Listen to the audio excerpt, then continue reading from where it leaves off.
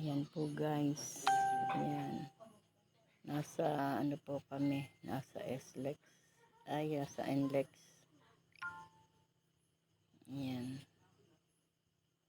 Ang takbo. Ang ano po guys. Ang ulan. Minsan may ulan. Minsan wala. Pero okay naman po ang ano. Ang takbo namin. Hindi po siya ano. Doon sa mga dinaanan namin. Wala po siyang gaanong traffic. Palibhasa po linggo. Kaya maluag ang daan. Ayan guys. Dara-diretso lang po yung takbo namin. Ayan.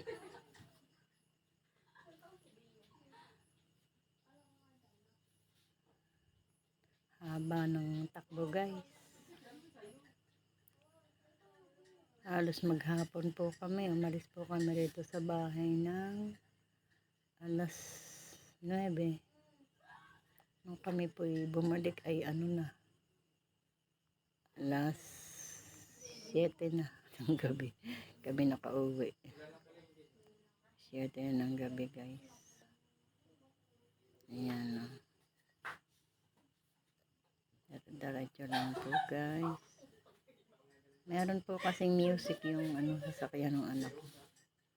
Ay nakakahiya namang tanggalin ang music. Sabihin naman ng anak ko boring. Kaya hinayaan ko na lang. Total magagawa naman ng paraan guys.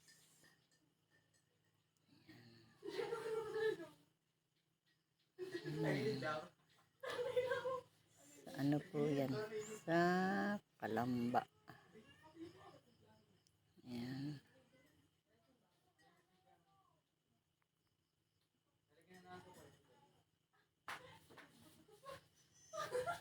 Dara-diretso po kami ng ano, Alabang. Punta kami ng Alabang guys.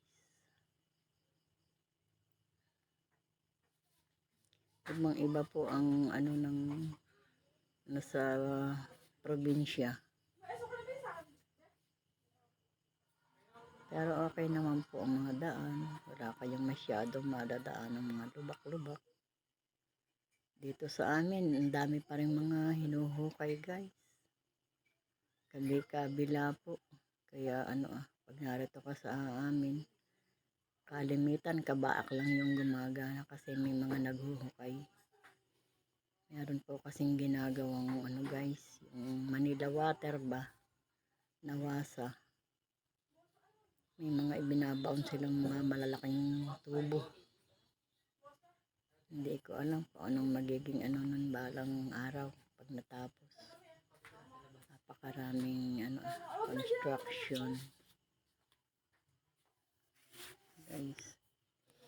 Ay nako.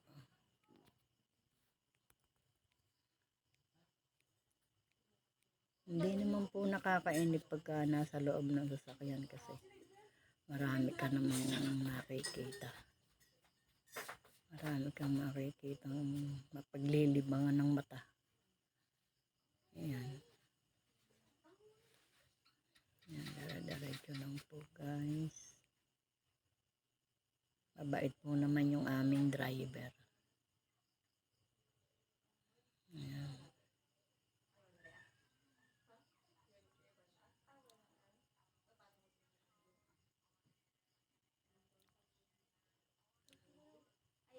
Dara-diretso lang.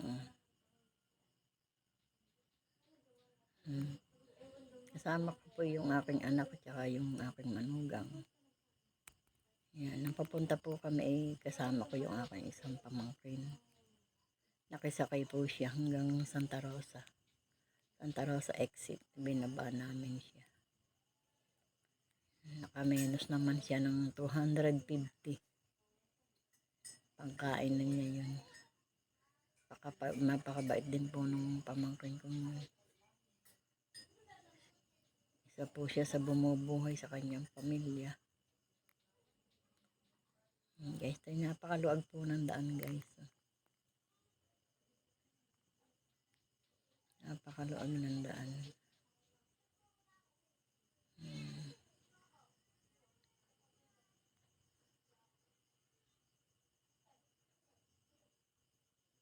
Paminsan-minsan lang po merong ganyan.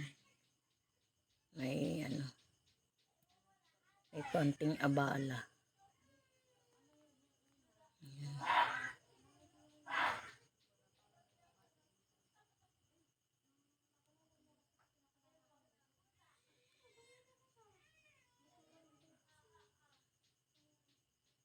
Hindi naman po maiiwasan yun. Kanang paminsan may mga intersection na daanan, kaya hindi maiiwasan yung mga ganyan na magkaroon ng konting traffic. Ayan guys. Sarap pong magbiyahe guys, lalo nga pagka ganun aircon ang sasakyan. Walang ka-problema. Sarap sa loob, malamig.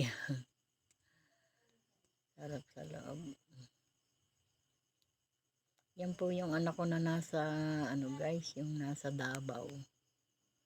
Yan, siya po yan. Yung anak ko, umuwi na po siya. Nag-resign po siya dun sa trabaho niya sa Davao. Kasi sobrang dami daw trabaho. Napapagod siya, nahihirapan siyang masyado. Tsaka isa pa yung napakalayo. Hindi siya makauwi basta-basta. 6 na buwan po siya dun guys. Isang beses lang siyang nakauwi. Kaya naiinip. Gusto niya yung malapit sa kanyang pamilya. Dito sa Metro Manila, nung naandyan siya araw-araw siyang umuwi. Araw-araw. Pag dumating siya ng bahay, halos alas 8 na, alas 9. Tapos, aalis siya ng alas 4, alas 5, gano'n. Konti lang ang kanyang pinapahinga, pero napakatyaga naman niya. Gusto niya yung gano'n, kaysa sa malayo nga naman. Ang kanyang project po ay nasa Pampanga. Doon siya nag-i-stay. Meron siyang doon. Meron siyang tinitirhan doon. Kasi medyo malayo na yun. Lingguhan po kung siya umuwi nung sa Pampanga po siya na-assign. Ngayon naman guys, ayan. May siya. Baka malamang Maynila uli siya guys. Sa Manila uli siya ma-assign. Yan, ang ganda ng daan guys, oh. Hawang-hawan.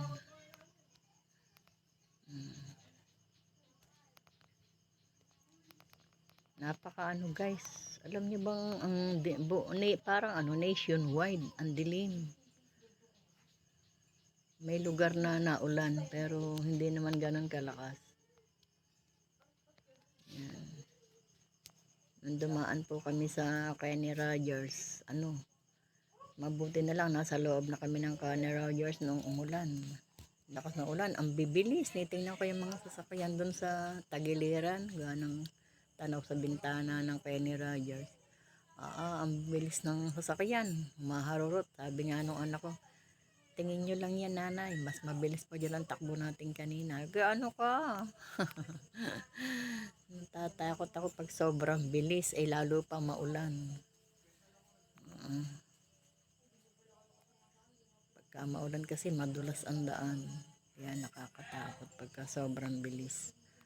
Baka hindi mo makontrol. Ay, naku, Diyos ko, aksidente. Buti na lang guys, hindi ganun kalakas ang ulan. Paambon-ambon lang guys.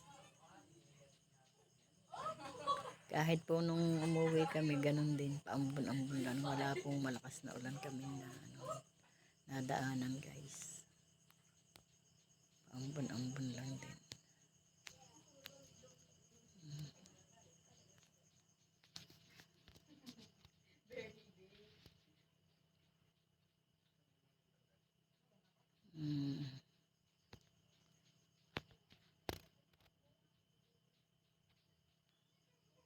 Yan, medyo kulabo ang ibig sabihin may po yan guys. May may ambon. Maambon, medyo lumalabo po yung aming salamin. Maambon po yan. Yan. Kasi Sige pagka yung guys, medyo salamat umaambon, po sa mga ano, pagsuporta. Huwag po kayo Medyo magsasawang lumalayo. sumuporta kay Lola. Salamat.